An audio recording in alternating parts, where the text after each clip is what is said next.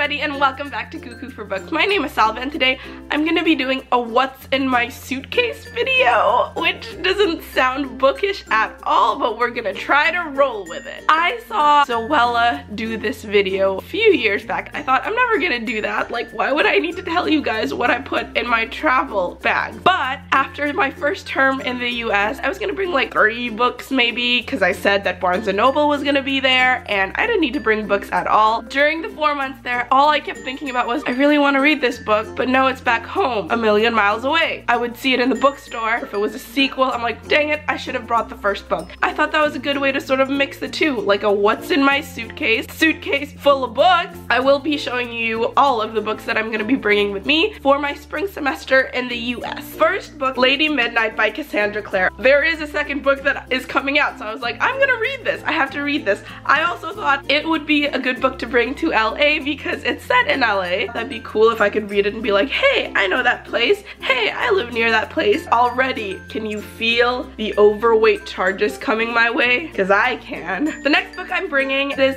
Compulsion by Martina Boone. It's a Southern Gothic, which I love. I really love that genre, would love to explore it more. Next book is Never Fade by Alexandra Bracken. This is the second book in the Darkest Mind series. I'm also bringing Passenger, but somehow I feel like I need to read her series in order, even though they have no relation to each other. So even though the Darkest Minds has no relation to the Passenger series, I feel like I need to finish the Darkest Mind series before I get to Passenger. Next book I'm bringing to the US is Wolf by Ryan Grodin. I mentioned this in my top 10 favorite books of 2016. I'm bringing it back because Blood for Blood, my copy of Blood for Blood, is in the US, so I want to read this before I get to the sequel because I loved it. It's a duology, so I feel like it's worth it just to reread the first book. I'm also bringing The Distant Hours by Kate Morton. This is another gothic thriller, one of the genres I really missed and wanted to read more of. Another book that I'm bringing, and I'm bringing this because I've never seen this book here in the Philippines or its sequels, so I wanted to bring the first book that I got just in case I got into it or saw the sequels and wanted to read it. It is The Sisters of Versailles by Sally Christie. Back when Versailles was a thing, it's still a thing, but back when it was an actual functioning palace, there were 5 sisters, all of whom became mistresses. So I thought, I do love books set in Versailles, and I particularly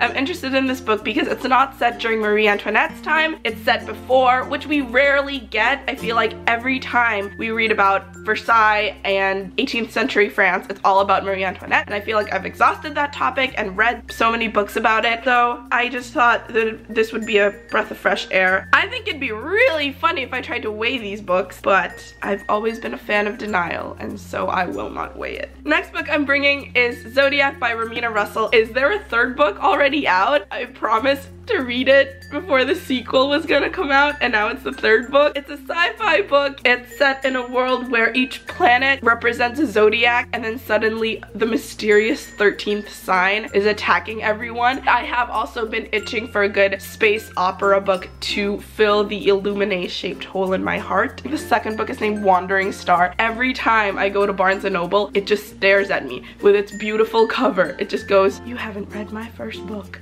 and I'm judging you. The last book I'm bringing to the US is First Life by Gina Showalter. It's actually funny how many of these books I got in the US just to bring home, just to bring back. I saw Christine from Poland Bananas Books talk about this, thought it was interesting. Clearly not interesting enough to read it within the 6 months that I bought it. After you die, you get a second life, but you have to choose where you go, so that's pretty interesting. And I think this'll sate.